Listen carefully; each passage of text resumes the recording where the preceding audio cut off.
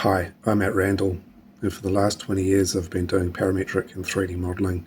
By the end of this video, you'll understand the technology choices I think are super relevant for 2026 and small creators and those that want to learn 3D modeling with particular relevance to parametrics and BIM. I've done international conference talks and various exhibitions, publications, as well as delivering a lot of projects in World War I aircraft and engine reverse engineering and fabrication.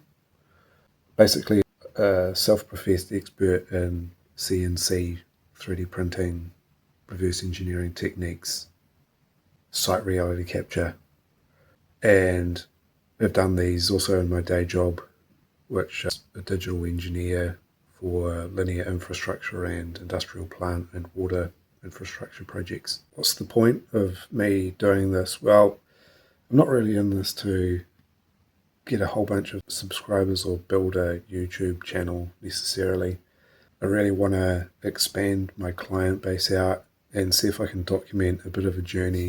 I think overall, with AI and digital technology in the state it is, though it's exciting, our kids run the risk of actually losing a bit of touch with the way that our ancestors actually produced craft. And I want to be able to make sure that we've got something that we can come back to and ultimately teach them what some older ways of documenting and making are. So in terms of the projects, I'm quite interested in doing rapid fire speed modeling videos. I'll try and get out and do an outdoors based site investigation series of videos. Maybe one a month, but it might end up being one every couple of months or so. Go out and fly the drone, capture a site, process the information, produce a 3D model, reverse engineering projects. So I'd like to do some mechanical assemblies which are free from IP control or confidentiality.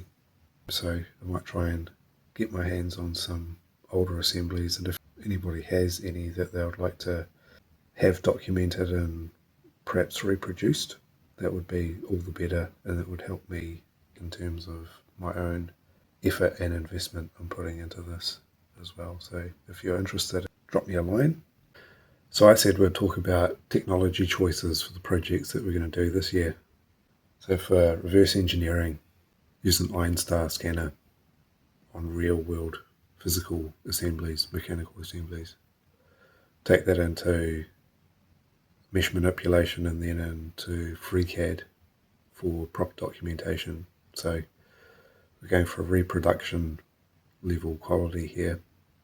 For speed modeling, product development, the aim of the game is to actually try and build a bit of an income with a few test products. We use a Blender 3D for that. So what I'm saying here is not necessarily holding myself, creating rules for myself that I must follow, but we will outline just how useful these things are at any particular time. I'm not going to make myself use these to the detriment of the projects, and we'll call on other software if we really need to, but that'll be the ultimate goal, the historical digitalization of sites. So we'll go out with an entry-level DJI drone. We'll use a tool called Moja, and that will give us the overall site context and make sure that we're getting the right scale with the point cloud. We'll do Bonsai BIM or FreeCAD to do the actual BIM documentation of the site, and then use some cloud tools such as Sketchfab and animation within Blender as well to make a really interactive representation for clients to experience.